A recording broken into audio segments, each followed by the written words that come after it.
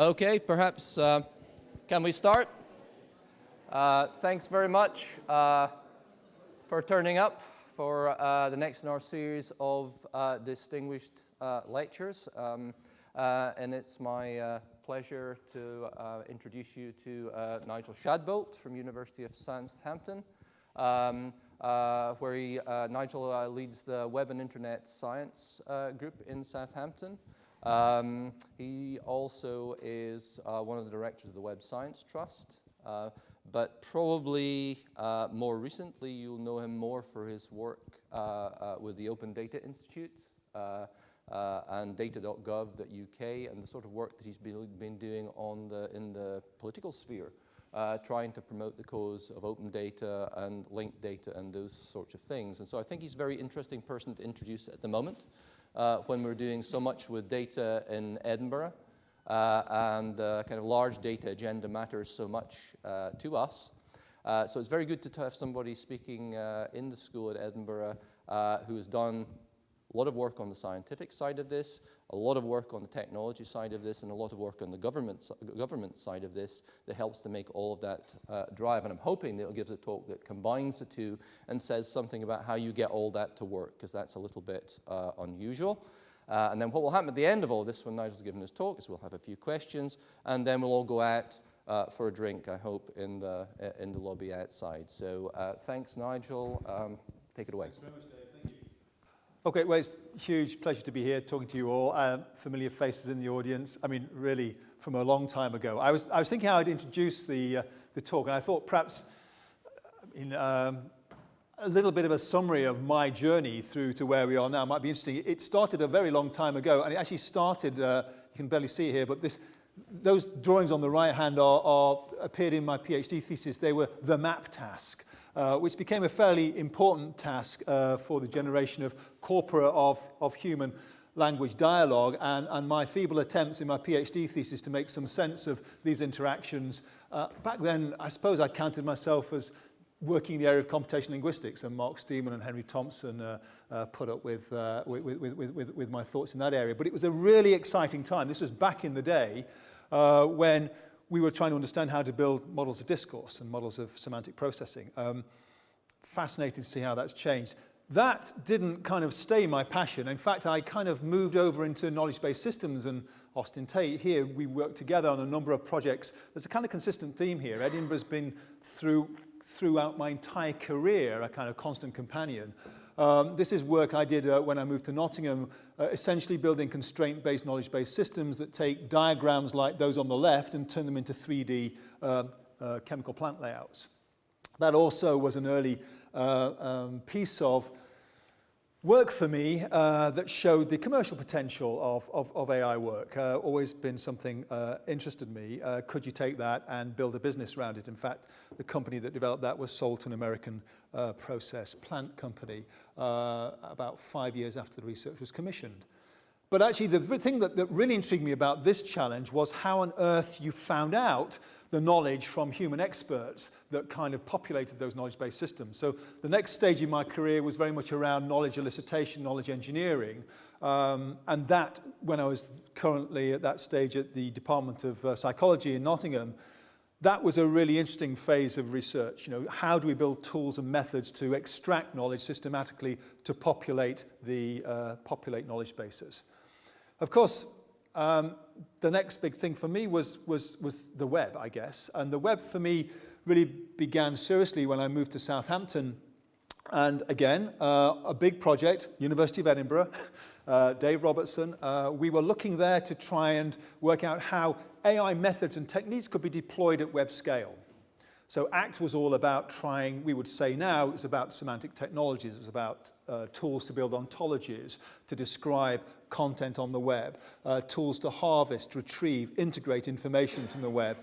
And again, one of the things that came out of that was interesting were two things. One was a deep conviction that building enduring infrastructure is important. So much of what ACT did, the Advanced Knowledge Technologies IRC, was build software. We built some of the first triple stores, that is RDF representational databases that were efficient enough and capable enough to actually manage and manipulate graph-based operations that allowed us to escape some of the tyranny of fixed schema knowledge formats.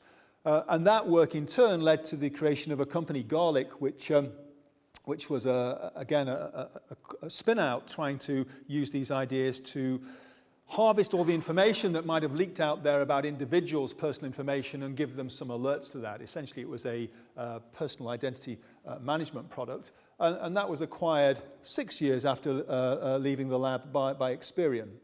So, you know, and Edinburgh is well kind of used to this notion that you can take research at the leading edge, bleeding edge, and turn it into useful products quickly. The thing that happened for me with the semantic web journey was actually a loss of confidence that the original vision of the semantic web was actually achievable. It actually spoke an awful lot about complex, intelligent agents in the web doing smart things. And that was just very, very hard. I mean, classic AI was always hard. Doing it at web scale was even harder. So the kind of work we pushed towards became known as linked data and the web of linked data. In a paper that Tim Berners-Lee and Wendy and I wrote, it was a simple reformulation of the basic idea that really, much as the original web was a very simple set of protocols over the internet, that about 4 principles are at the heart of linked data. That any object of interest could be represented using a dereferenceable web address, that you should use the HTTP protocol over the web to get at that information, use a particular knowledge representation carrier language for that, and that you should seek to link data together. And that's actually quite a simple set of principles. Making it work at web scale has been an ongoing challenge. But again, I think finding the ability to take an idea and find its essence and locate it somewhere where you can put it to work at scale has been one of the things that I've been interested to try and understand throughout the time I've been looking at web scale phenomena. I'll talk about that in more detail in the rest of the lecture. And the most recent episode has really been the 2 topics I want to talk about today in my research career, the challenge of open data and why I find that exciting and what we're starting to see as results from that, and the work we're doing with Edinburgh on the socium project, the social machines project. And actually what I want to talk about today is how I see these 2 strands of work coming together and what that might mean for us. So let's have a quick look at the power of open and why this is so powerful. Now, 1 or 2 of you may have seen this before, but for those who haven't, I never tire of showing this example. This is as much of a map of Haiti as existed before the earthquake in 2010. And in fact, when the earthquake hit, people realized there was no detailed map of this destroyed capital city. So immediately a call went out, satellites were turned, open source, open platforms were used to try and build that map. Now this is a visualization. That was the epicenter of the earthquake kicking off. And these are days elapsed. And what you're seeing there are the uploads of data from people walking around with GPS devices, laptops, uploading their data to OpenStreetMap, an open standard geospatial environment, to walk the streets of a devastated capital and build a high-resolution map in 12 days. Okay.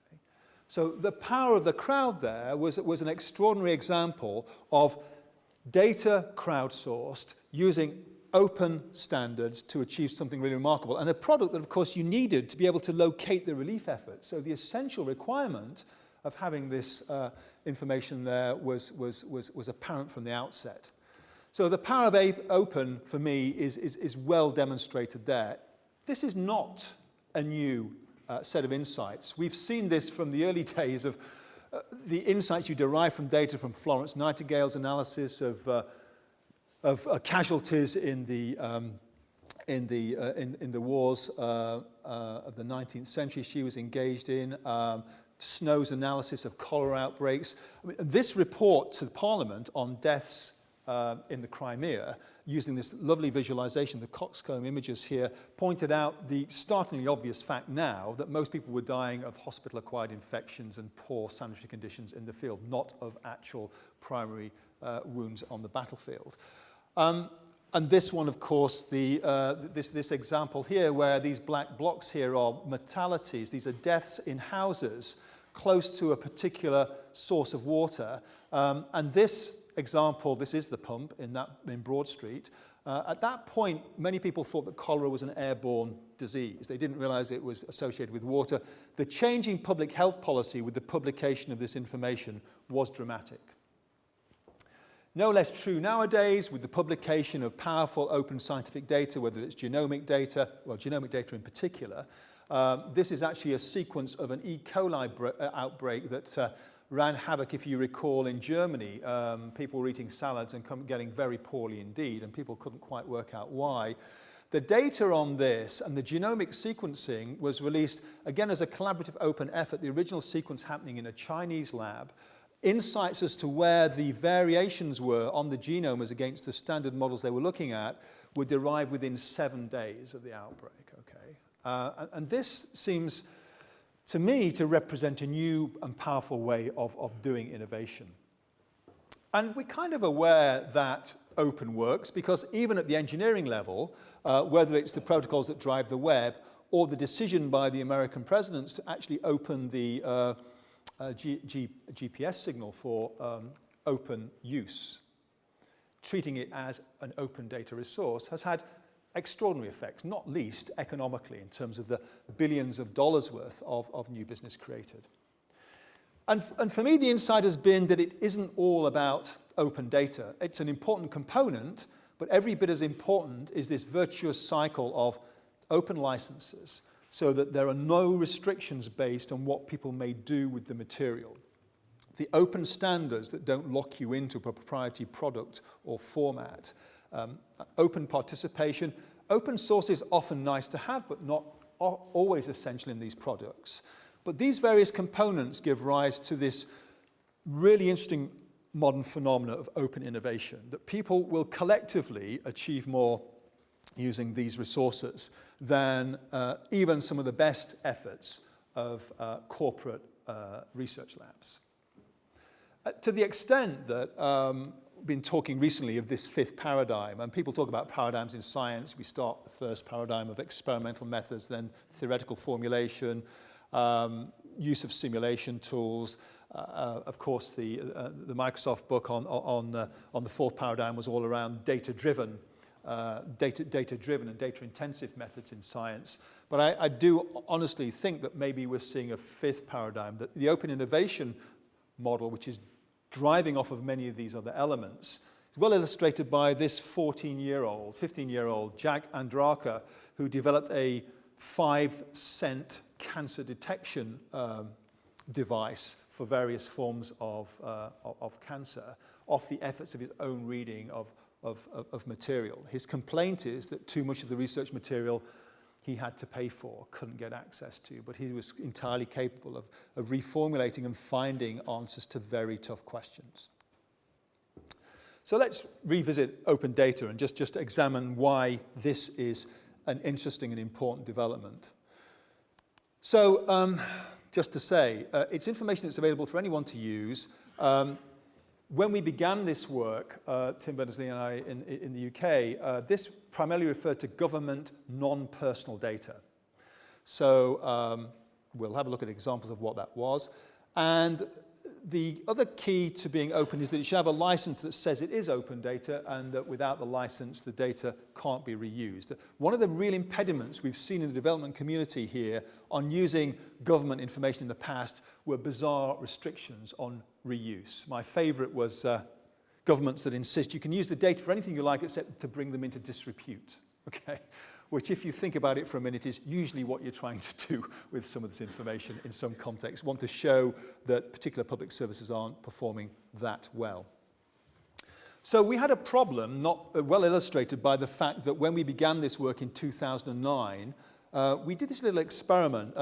We set up a group in The Guardian newspaper HQ in London, and imagine producing this thing called the postcode newspaper. So what it would be, it would assemble all of those public data assets that we know existed, information about where the bus stops are, when the buses ran, what the crime rates were, where the recycling points were, how close the schools were, what the catchment areas were, how well your hospitals were doing, a whole range of information, what the crime stats were for the local area. And we produced this newspaper for the postcode area. And we went along to actually a cabinet meeting and presented this and said, here it is, here's the result of our work. And they all thought this was brilliant until we said that 80, I think it was 85% of the material in the paper had been reproduced illegally. We'd broken various copyright, okay? So the size of the problem was illustrated by the fact that the actual postcode itself had to be paid for from the Ordnance Survey, okay? That fundamental basic information about the national infrastructure was not free to reuse or indeed free to republish. Within 12 weeks, we had a site up, actually, interestingly enough, a beta site using open source software, Drupal, CCAN, you know, a really interesting approach to government. They weren't terribly comfortable with having HMG spread over beta software sites. In fact, it was described by someone to me as a site that looked like it'd been built by 2 PhD students in 6 weeks. And my point was, exactly, okay? This is what you should aspire to do in quite a few situations where the government hoses huge amounts of money away on inefficient IT procurement. Not least because the software behind this had been hardened out in some of the most testing environments ever. So the software had been used to power Wikipedia, for example. They all knew about the penetration testing that happened there and the various releases that had made the software more and more robust. So interesting to note that to this point, there has been no failure of the underlying software in the system as it's been upgraded over the years based on these core open source products. And now, indeed, we have a site, 24 months later, we had a site where you could actually enter your postcode as the point of entry to find the information relevant to you from the public data assets. And excitingly, just a few months ago, we have this. We have the G8 writing an open data charter and a technical annex about how they're going to commit themselves to publishing certain core data as open. It would have been hard to imagine 4 years ago that in 4 years' time we'd actually have a result where, and you can be as cynical as you like about this, but it's an impressive fact that there's now a recognition that key data assets actually add benefit to both national and international efforts. We're now talking about producing a national information infrastructure, and that's currently, proposals for that are currently being put together. So in mapping, addressing transport, education, health, environment, science, we're trying to identify those information sets which government collects, which in some sense become part of our critical national infrastructure.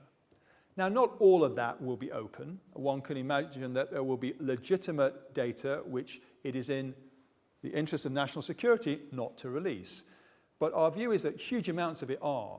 And we had situations where, you know, literally the positions of the bus stops in the United Kingdom were classified. Okay?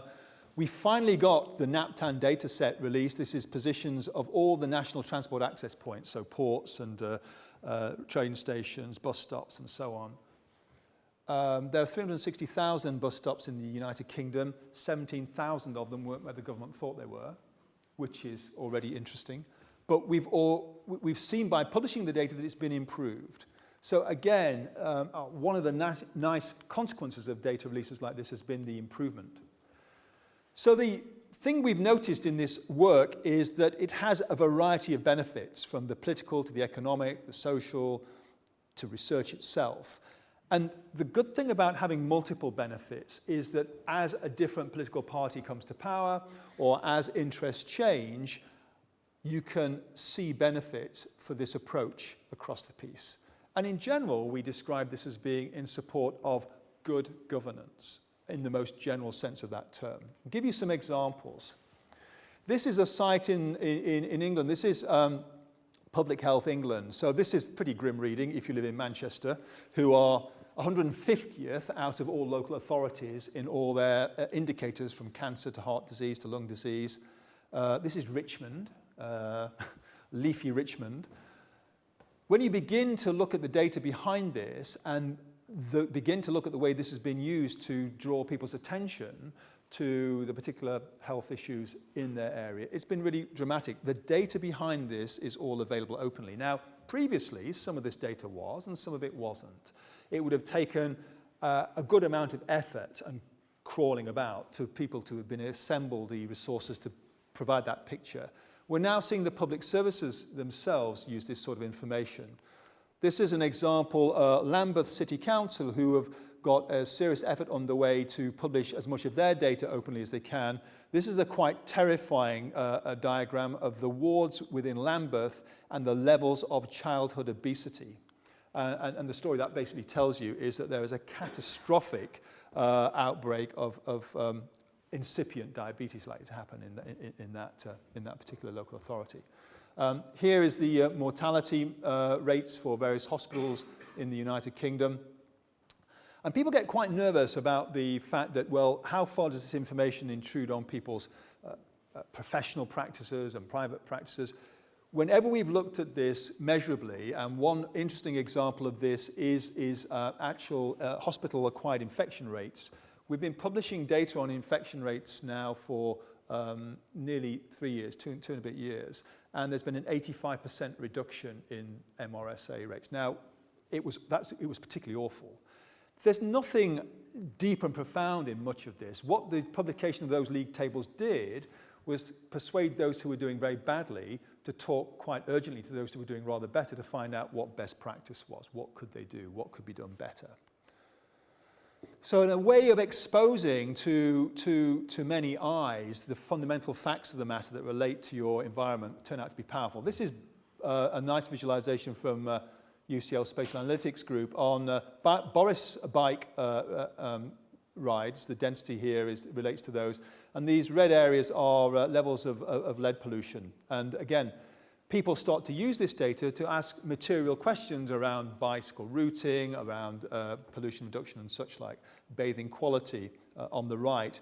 Again, interestingly, using some of the linked data standards that we have been advocating for some time as the gold standard for publishing and linking data together.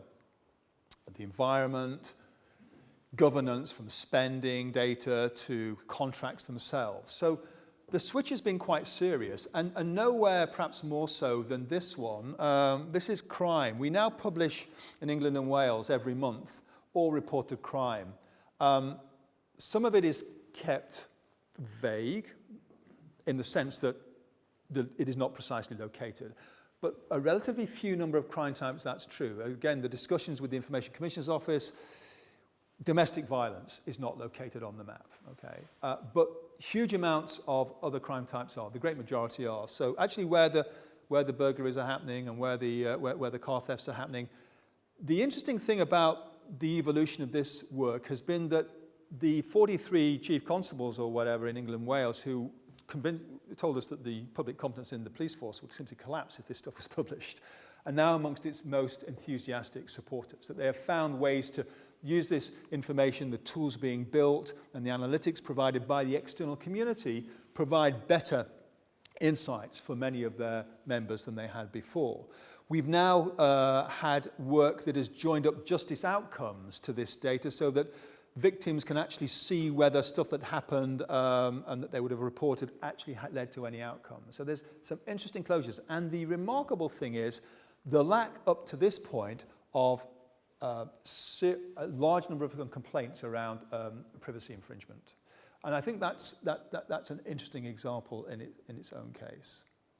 So at the ODI, some of the things we've been doing off the back of this open data, so the Open Data Institute was set up as an independent from government, not associated with any university, working with a number of principles at the forefront of its mind.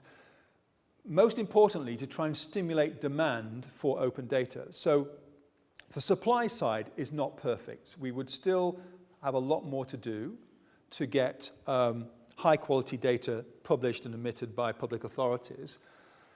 But we're also keen to try and see whether we can develop businesses, new kinds of social and economic enterprise that use this data. Because a strong demand side will ensure the quality of the data that's being published. I'm going to give you a couple of examples. So the ODI isn't just about incubating startups, but we have about 10 in residence at the moment. We do training, we do underpinning research into standards and tooling. But I want to talk about a couple of examples just to make the concrete point. So this is actually work from a company, small startup company doing data analytics called Mastodon C. Again, this is England, NHS England data, and this is all the prescribing data. Again, for about 2 years now, every GP prescription that's written out is published every month. Not to who, but what the drug was, the amount. That provides a really powerful insight. This is not a model. This is all the data for the prescription, the prescribing behavior of GPs in England for one class of drugs. And this class of drugs is statins.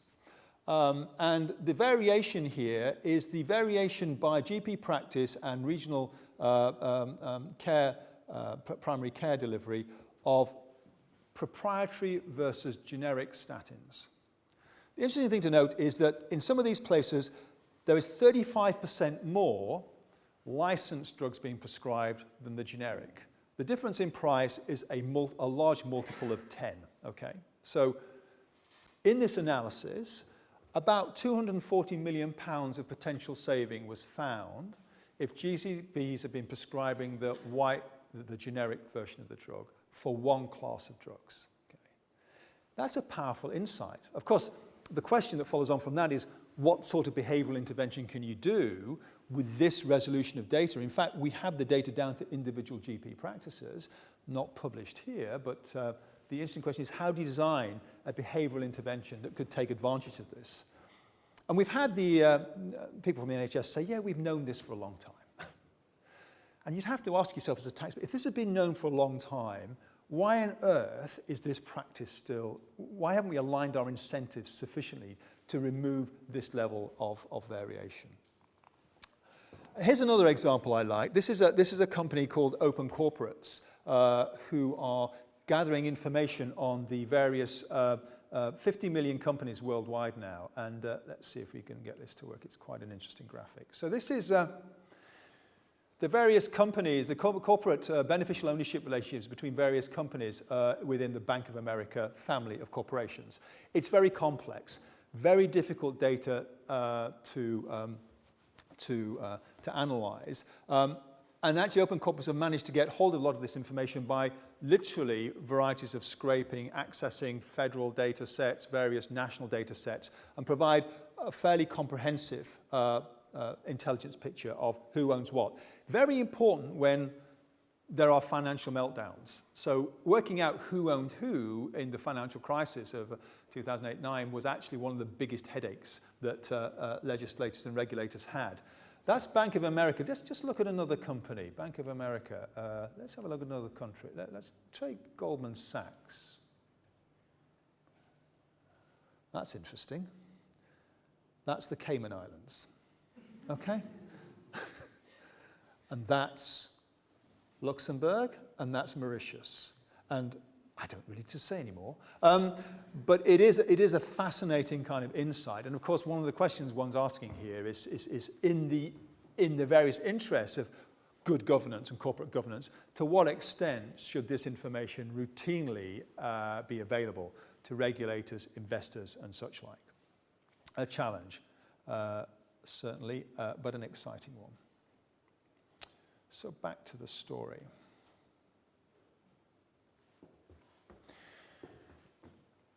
I should say I've been talking a lot about open data and non-personal data.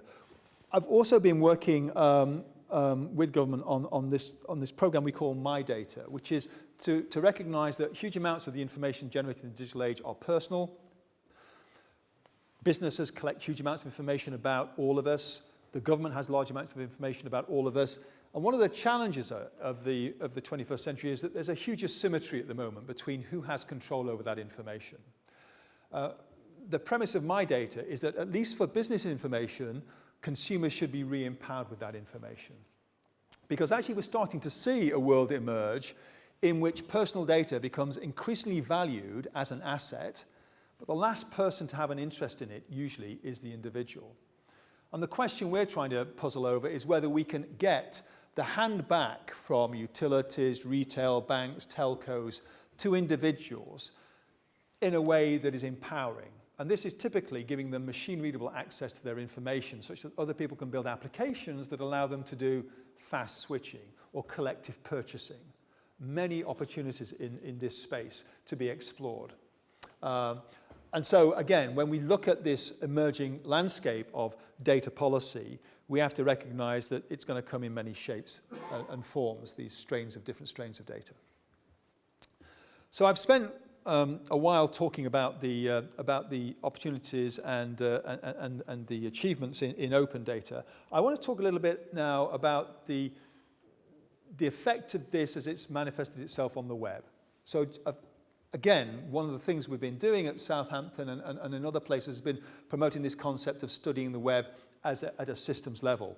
One of my favorite examples is this picture, which looks like light pollution from near Earth orbit, but actually every point of luminosity there is a flicker geocode point.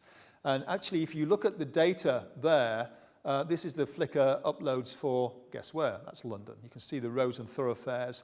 The amazing thing about data at scale is the amount of semantics that it bears very directly with very little analysis. And so Crandall and colleagues did this beautiful analysis where they took the Flickr data and could immediately tell pretty well the top tourist destinations simply from the density of geocode Flickr uploads and the fact that people obligingly tagged all their photos. So semantics from data on the web. Content such as Wikipedia generated at scale by individuals on the web. This was a slide I took not so very many months ago of Wikipedia's content. There are about 3.5 million English articles at that point. I took the more recent screenshot a couple of days ago. That's at the 4.25 million. The explosion of content and data there, truly impressive. Or indeed structural insights about the shape and form of the web.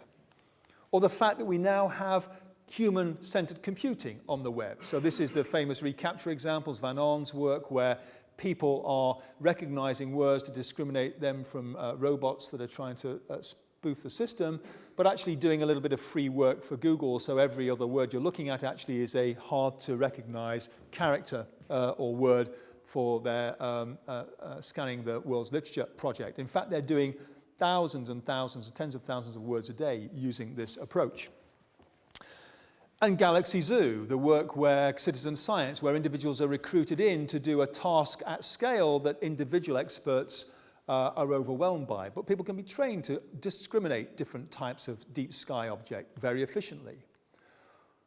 Or indeed, back transcribe the Earth's climate data. This is a great example, old weather, where people are taking ship captains' logs and transcribing the data in there into a machine-readable fashion, and we're literally providing a backfill of earlier climate data. And famously, problem-solving emergently on the web, we have the kind of things like the DARPA Balloon Challenge, where as you begin to look at the scale and phenomena of problem-solving on the web, you observe something very interesting, that it's the scale of participation on the web that allows the solution to emerge. That people are mobilized in a timely fashion, that you have to trust, in some sense, the processes or have a way to trust them. That people have to be incentivized. I mean, in Sandy Pentland's group that won this challenge, identified all the 10 tethered balloons around the continental United States. They built this recursive temporary incentivization structure where they allocated £4,000 to finding a balloon. If you found it directly, you got the money. If the person who found it, they got some of the share, and so on back. That clever engineering of an incentive structure was part of the solution here. And what we see then is how can you begin to do the behavioral engineering to understand how people will participate at scale.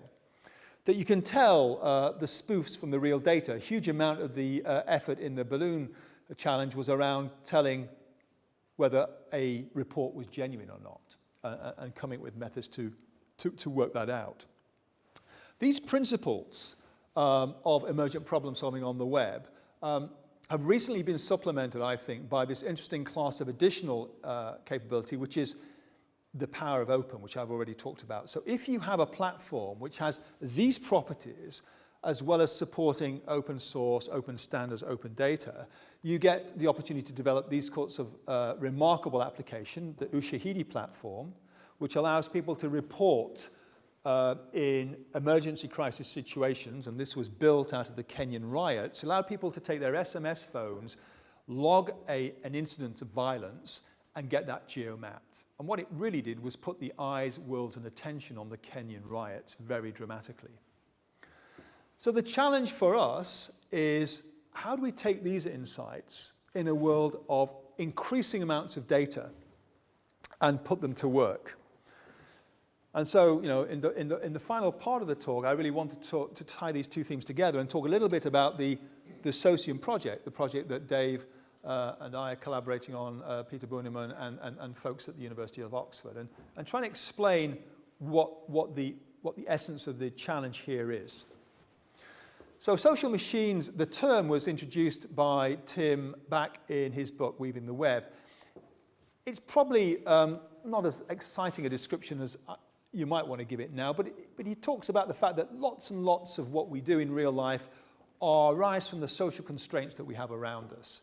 And the smart thing to do is to get the machines to do what the machines are good at, the administrative work, the grind, the data processing, and allow people to do the smart stuff. I think increasingly, as we look at some of the applications emerging, the machines are being pretty smart too.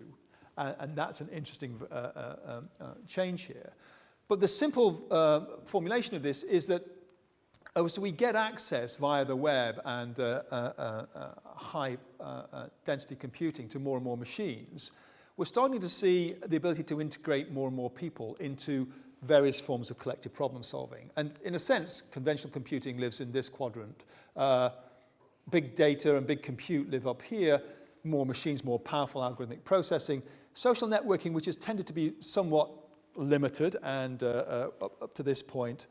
What we're looking with our social machines is more complex social interaction in support of complex data analysis and integration. So what we'd like to solve is the problem of healthcare and disease, or the social organization of transport, or response to emergencies and crime. How on earth would you begin to build this class of systems? And how far do the traditional insights from computer science and software engineering, the opportunities we now see with these open data movements, how do you pull these elements together? So, a couple of things to say about this. Our view is that social machines, from the very routine to the extraordinary, are everywhere. In fact, these aren't a new class of phenomena. Facebook, a form of social machine. They're interacting and dealing with all aspects of our lives, and we've already looked at some of them in the previous slides. So Wikipedia, clearly a form of social machine. It gives us access to authoritative encyclopedic content. It's collectively authored, has huge levels of interest for us, both as researchers but also as individual consumers and producers. The DARPA Balloon Challenge, an example of a social machine that was commissioned and built. It used the Pentland team used Twitter and Facebook, designed efficient use of existing social media towards a particular purpose with a piece of incentive engineering built for the task. Then spent their time worrying about how to eliminate the false positives. So standing up a social machine for a particular task for a particular amount of time. Or the Galaxy Zoo example. Or even more complex forms of human computation put to use, where the human ability to solve the problem is probably still well in excess of our machine ability. We've got things like the RNA folding, the protein folding challenges. Well, the fascinating thing about this class of objects is that we've barely begun to systematically describe and understand them. So one of the first things we've been doing in the project is to work out how on earth we describe them. So what are the tasks and purposes and content of participation of people in these systems? What are the participants and their roles? What's their motivation and incentives? We've barely begun to describe them, let alone classify them to understand what of all the systems out there are forming natural families of systems along these various dimensions. one of the first pieces of work was beginning to do that within the social machines project. And if we can describe them and classify them, what about designing them? How do we put the various elements together to form an effective coalition between data processing, and social innovation? How do we anticipate them? So here's the growth curve of one social machine. This is the Instagram.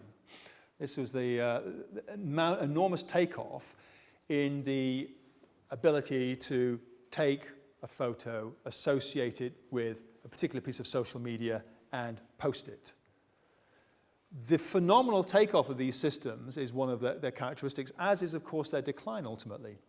And we barely know how to observe them in the wild. So when we look at the web at scale, how do we look at the interrelationships between elements in these social machines? What do they look like? What do they do? Whether it's the Arab Spring and various forms of Twitter analysis to understand the structure of communities and how ideas are spreading, this is the kind of insight we need to generate to begin to produce accounts for how social machines of the sort we're seeing at web scale succeed and deploy. And of course, it's not just that these machines exist in isolation. What we know is that there are ecosystems of these systems. And actually, again, the notions from ethology may be quite interesting here, that various forms of system get parasitized or systems co-evolve to support them in various ways out on the web.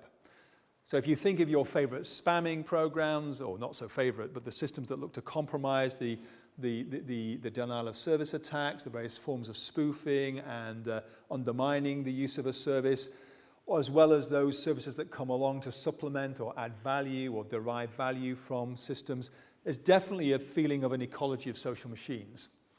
There are populations of them. Mechanisms seems to exist that allow them to change and morph. One of the quite interesting questions, I think, for this field is, if we look at these web-scale systems, these systems of people and machines on the web, are they designable? Or are we looking at something that feels a lot more like evolutionary variation, and minded of the kind of debate that arose in classical robotics as to whether you could design them or you should kind of allow them to evolve for themselves? It's an interesting question whether or not we can anticipate enough of the design principles to build effective social machines and deploy them. But that is what we are trying to do in the Socium project, to understand enough of the space and principles to build them. The interesting thing about these systems is they are not, perhaps obviously they're not Turing machines. They do contain conventional algorithmic components, but and these insights, due to people like Dave Robertson and Fausto and other people, you start with an incomplete specification very often that actually grows and evolves to cover more of the problem via the increased use of the system. So you don't know at the outset everything you might require this system to do. That participation through local incentives gets amplified as more and more people join in, and that social spread cannot always be anticipated. That there's not always a notion of completeness, and if it is, it's much more of a social construct than a mathematical one. And the idea of a correct output is not always appropriate, entirely framed. So these kind of different characteristics, these different traits, make for a really interesting tension between those things we can engineer reliably and those things we can try and understand using insights from, for example, behavioral sciences and social sciences. So the upshot is we've organized a program of work around 6 major themes of activity, and I don't want to talk about them in detail, but I do want to give you a flavor of a couple of them. One is the challenge of characterizing social computation at all. The other is how you curate and annotate data so that they can enter these social computations in an efficient and effective way. There's also themes around trust and accountability of these systems, how you build effective interaction with them, and obviously a number of deployment use cases. I'll talk about one briefly. So, health social machine. What does such a thing look like? We live in an age where increasingly these devices are starting to emerge. So people are collecting more and more information about about their basic physiological states or their activity or what they've eaten or how much sleep they've had. Lots and lots of applications. This is one of the fastest growing application areas. This is fitocracy, this kind of tyranny of the healthy. You know, you kind of get in there with your social group and you're working out towards a set of goals. So gamification, various forms of social group around particular fitness goals. And a range of websites that are starting to seriously take on board the idea of networks which put the individual, the patient, the consumer, the worried well, however you want to frame yourself, at the heart of the information collection, curation, and decision making. And the thought is that this is a new way of beginning to configure and deliver, if you like, well-being maintenance. So the kind of data, of course, that we're going to be collecting in these systems is already, as these devices proliferate, variegated, proprietary, not always open.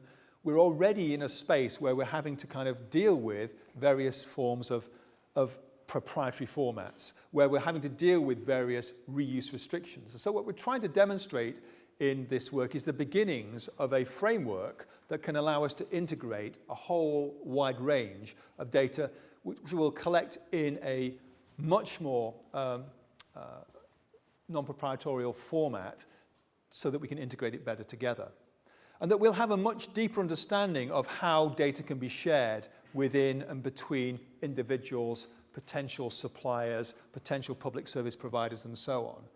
That without this space of consideration around how data is collected, how it's annotated, where it comes from, what its provenance is, we are unlikely to be able to build systems that have a larger good to individuals.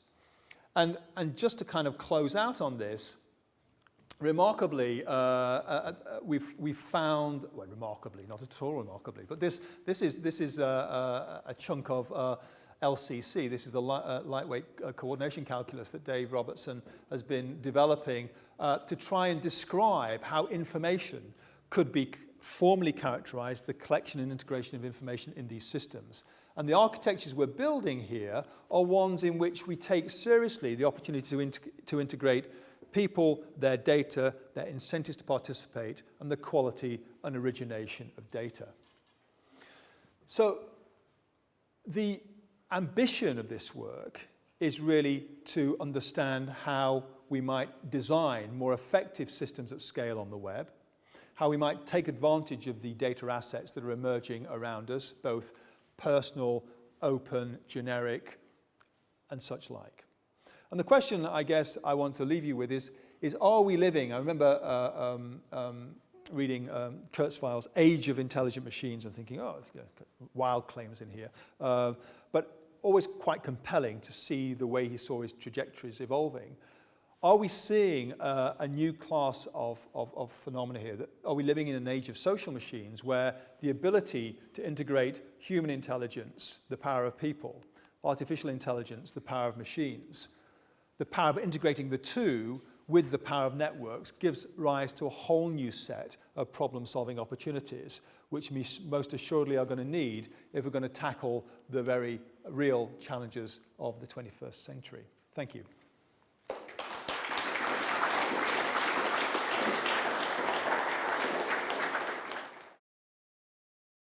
This production is brought to you by the University of Edinburgh.